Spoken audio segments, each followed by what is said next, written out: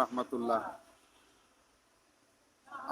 গতকাল মধ্যরাতে পৃথিবীর ইতিহাসে এক নৃশংস ভয়াবহ এক ঘটনা ঘটে গেল।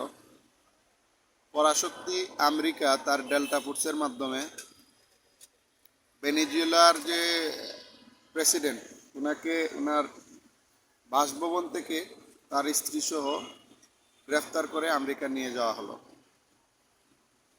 এটা কতটা নৃশংস এবং ভয়াবহ, কেউ যদি এটাকে এভাবে চিন্তা করেন যে আমার পার্শ্ববর্তী কোনো এক শত্রু দেশ যে আমার সম্পত্তি গায়েল করতে চায়, আমাকে সে প্রতিহত করতে চায়, এমন কোনো শত্রু আমার ঘরে আইসা আমার যে ঘরের কর্তা কিংবা আমার যে সম্মানের মানুষ, আমি যাকে সবার ঊর্ধ্বে স্থান দিয়েছি, ওনাকে তারা নিয়ে গেল। তারা যারা এই জিনিসটা চিন্তা করতে পারবেন তারা বুঝতে পারবেন।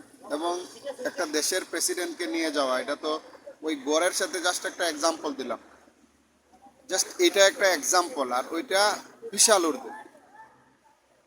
এই সাম্রাজ্যবাদী আমেরিকা আসলে গণতন্ত্রের বুলি বুলায়, গণতন্ত্রের বয়ান দেয়, হ্যাঁ, এই আপনার ন্যায় নিষ্ঠা এবং এগুলার বয়ান দেয়। আসলে ওরা সব কিছু লিমিট করে ফেলছে।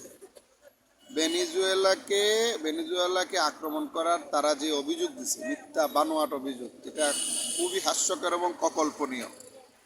অভিযোগ আনছে ভেনেজুয়েলার প্রধানমন্ত্রী প্রেসিডেন্টের বিরুদ্ধে যে উনি নাকি মাদক পাচারে সংশ্লিষ্ট। তো মাদক পাচারে সংশ্লিষ্ট এই জন্য ওনাকে গ্রেফতার করা হয়েছে এবং ওনার স্ত্রী সহ, এবং সামরিক অভিযানের মাধ্যমে। এটা অত্যন্ত লজ্জাজনক এবং ঘৃণিত একটা কাজ।